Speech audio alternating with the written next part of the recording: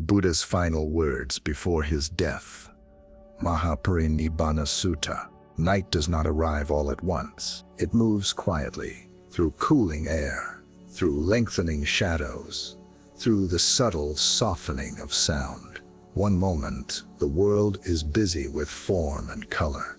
The next, it is hushed as if listening. So too does impermanence move through our lives. We wake, we strive, we love, we lose.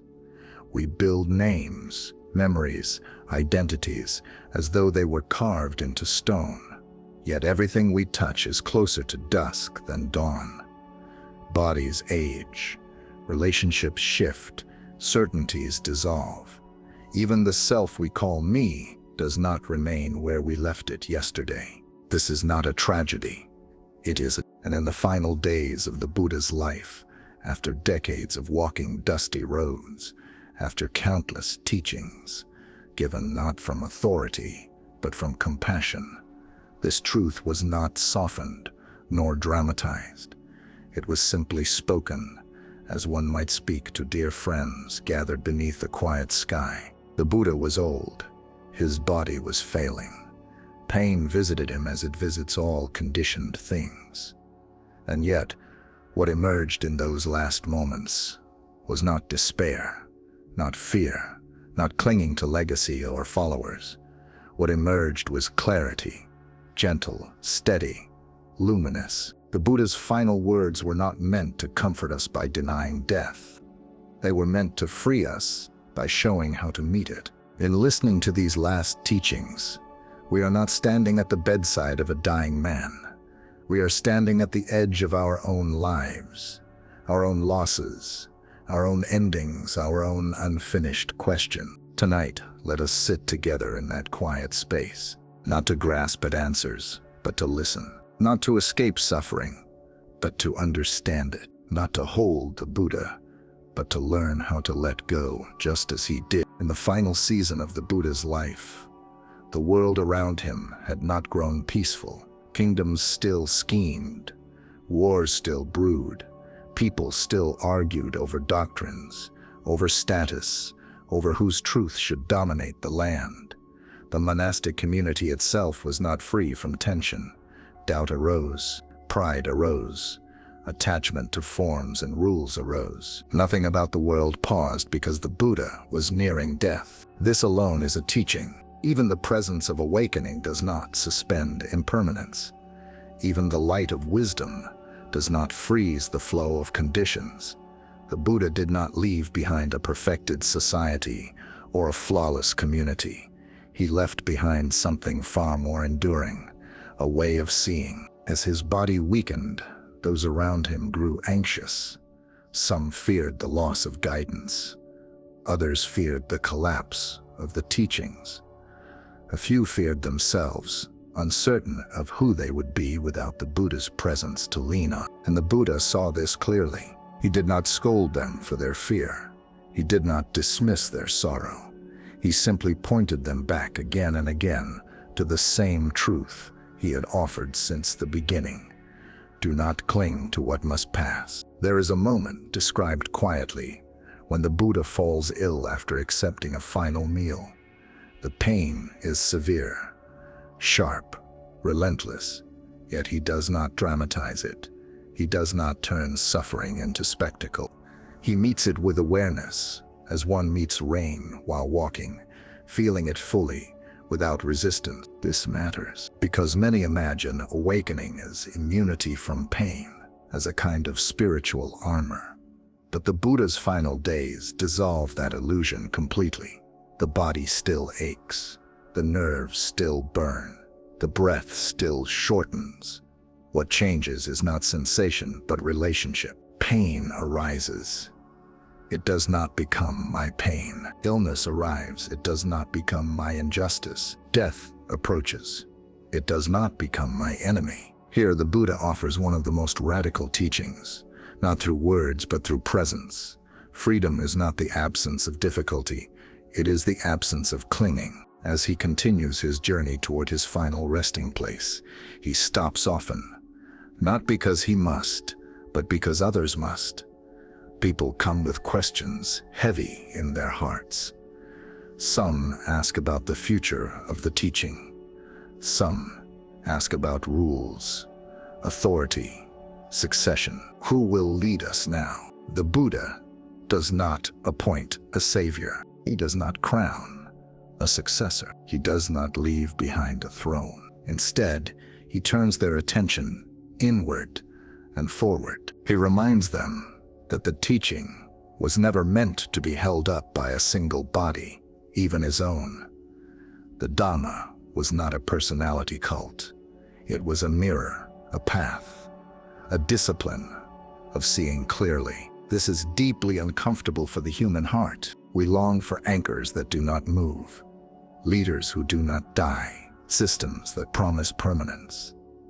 But the Buddha refuses to satisfy this longing, not out of coldness, but out of compassion. To offer false security would be to betray the truth. He tells them, in essence, do not look for refuge in a person. Look for refuge in understanding. Look for refuge in ethical living, in mindful awareness, in direct insight into the nature of things.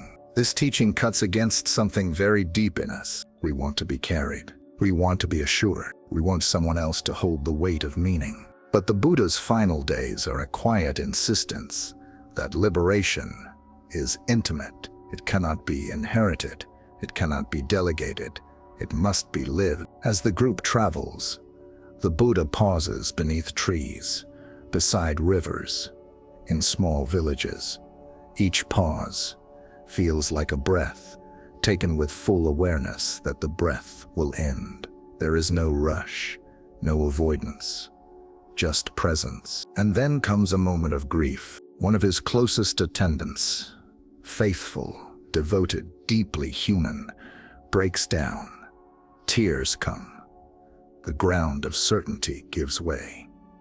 The loss becomes real. The Buddha does not rebuke him for attachment. He does not demand stoicism.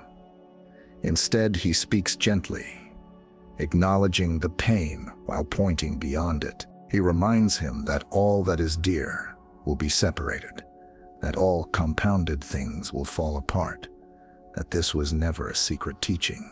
It was always the teaching. And yet, this reminder is not bleak, because embedded within it is a profound kindness. If everything changes, then suffering is not final. If nothing can be held forever, then freedom is not locked away. Impermanence is not the enemy of meaning. It is the ground of meaning. A flower is precious because it wilts. A moment is luminous because it passes. A life is sacred because it ends. In his final teachings, the Buddha does not speak of metaphysical speculation. He does not offer grand theories about the universe. He returns again and again to practice, to conduct, to mindfulness, to wisdom that arises from seeing things as they are. He speaks of diligence, not as grim effort, but as care. The care one gives to a fragile flame in the wind. The care one gives to a child crossing a river. To live awake is not to live tense. It is to live attentive. And this is where the teaching quietly turns toward us. Because we too live as though we have time, as though later is guaranteed, as though awareness can wait until circumstances improve, as though death is an abstraction reserved for others. The Buddha's final journey dismantles this fantasy without cruelty. He shows us that the path does not culminate in escape from the human condition, but in reconciliation with it. He walks to his death, not as a victim, not as a hero, but as a human being who has seen clearly and let go completely. And in doing so, he leaves behind not answers carved in stone, but a question carved into the heart. If this moment were your last, how would you inhabit it? Not with fear, not with regret, but with awareness, kindness, and freedom from grasping. This is the atmosphere of the Buddha's final days. Quiet, grounded, unsentimental, and we have not yet reached his final breath. As the Buddha's journey nears its end, something subtle begins to permeate the air around him. Not sorrow, not urgency, but a deep stillness that does not depend on circumstances. It is the stillness of one who has finished arguing with reality. By now, the people walking beside him can feel it. Words grow fewer, questions soften. Even the land seems to listen more closely. The forests are no longer backdrops, they are companions. The rivers no longer rush, they reflect. This is not the stillness of withdrawal. It is the stillness that comes when nothing is being resisted. The Buddha lies down often now, resting his body. Each movement is deliberate. Each pause is complete. Those watching him may not yet realize it, but they are witnessing something rare. A human being meeting death without denial, without negotiation, without clinging. And yet, teaching continues, not through lectures but through orientation. Again and again, the Buddha redirects attention away from himself. He does not allow grief to crystallize into dependency. He does not allow reverence to harden into fixation. Even now, even at the edge of death, he is loosening hands rather than gathering them. There is a moment when concern arises among the monks about discipline, about continuity, about how disputes will be resolved once the Buddha is gone. These are practical worries, sincere worries. Order matters, harmony matters, but the Buddha's response is quietly revolutionary. He does not say, "Remember me." He does not say, "Preserve my image." He does not say, "Defend my authority." He points instead to the living body of practice itself, to mindfulness as teacher, to ethical clarity as compass, to wisdom born of direct seeing as refuge. In doing so, he removes the final excuse. No one can say I was lost because he was gone. No one can say I could not walk because the guide was absent. The path was never external. This is deeply unsettling, even today. Because we still look outward.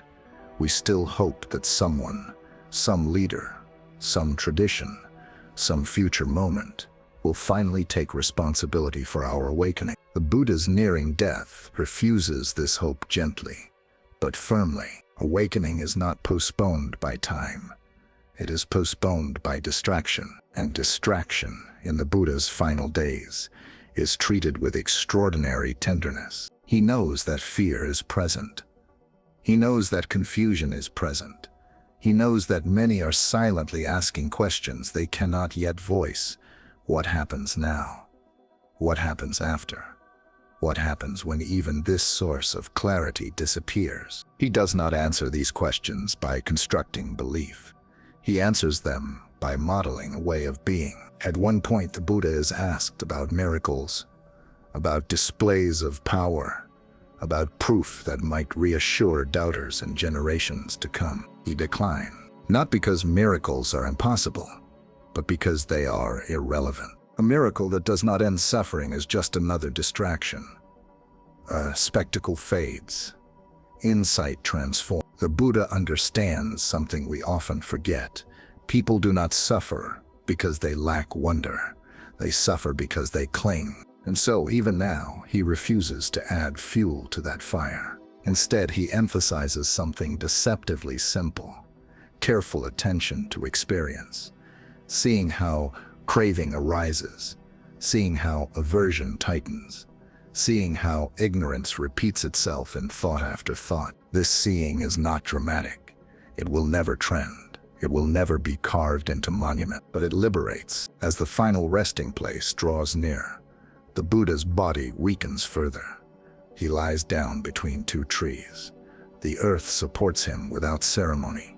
There is no throne, no elevation, just ground, breath, awareness. This detail matters more than it appears. The Buddha does not die apart from the world. He dies within it, touching it, resting on it, returning to it. And those around him, monks, attendants, wanderers, begin to feel the weight of what is unfolding. Some weep openly. Some retreat inward. Some try to busy themselves with arrangements, with rituals, with anything that might keep grief at bay. The Buddha does not forbid this. He allows sorrow to move naturally.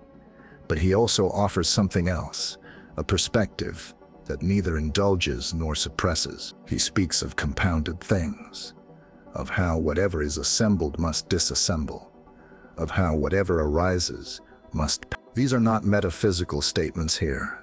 They are intimate observations. The breath arises, the breath passes. The thought arises, the thought passes. The body arises, the body passes. Nothing has gone wrong. This is not nihilism, it is clarity. And clarity, when it is not resisted, becomes peace. One of the most striking aspects of the Buddha's final days is the absence of self-concern. There is no attempt to frame his death as meaningful in a grand sense. No insistence that it be remembered correctly. No anxiety about misinterpretation. He does not manage his legacy, because legacy is still a form of clinging. Instead, he continues to serve the moment that is present.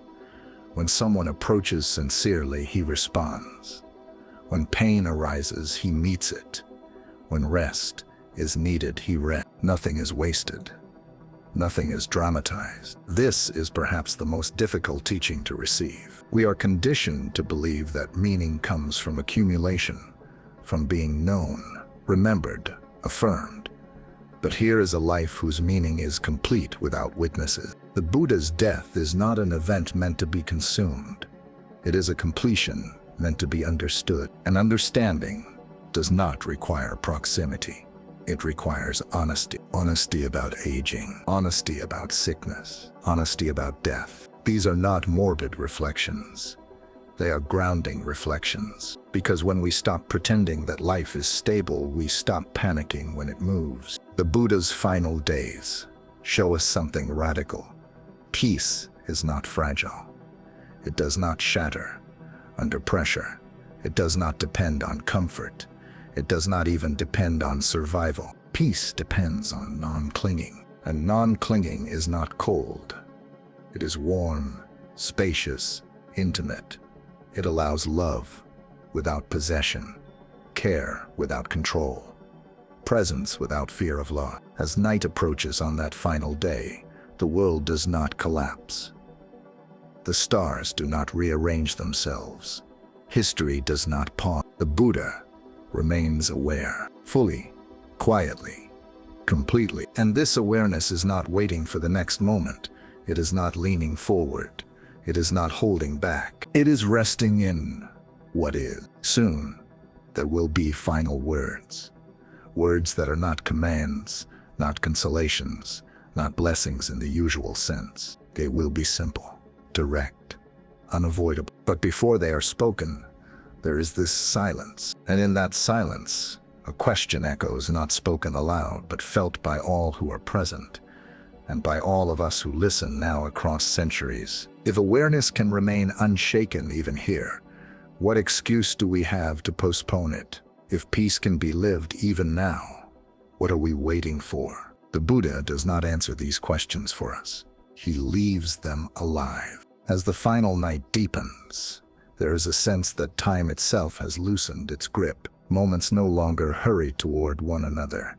Each breath stands alone. Each sound arrives without demand. The Buddha lies on his side, his posture simple, unadorned, almost ordinary.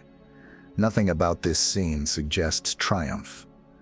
And yet, nothing about it suggests if this is important, because we are accustomed to endings that demand interpretation. We look for meaning in symbols, in drama, in cosmic reassurance.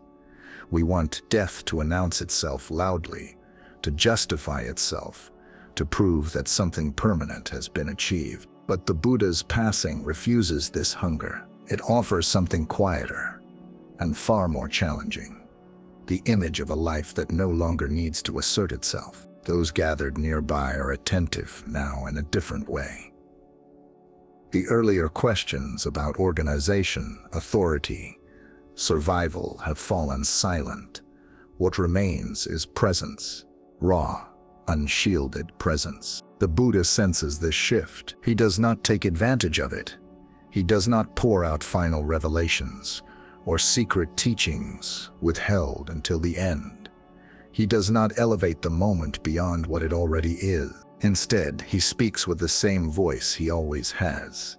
Steady, clear, unembellished. He reminds them that decay is inherent in all conditioned things, not as a warning, but as a fact that has been visible all along if one was willing to look. This is not the language of despair.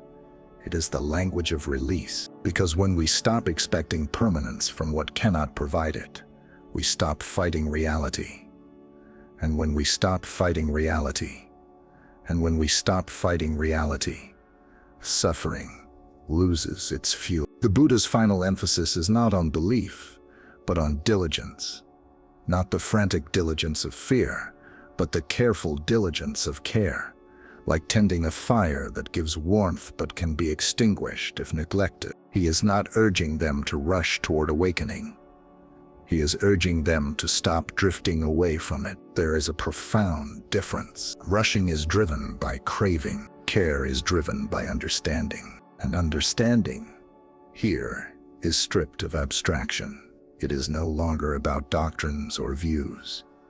It is about how one breath is met, how one sensation is known, how one thought is released instead of followed. In these final moments, the Buddha is not teaching a philosophy. He is demonstrating a way of inhabiting experience. Pain arises in the body.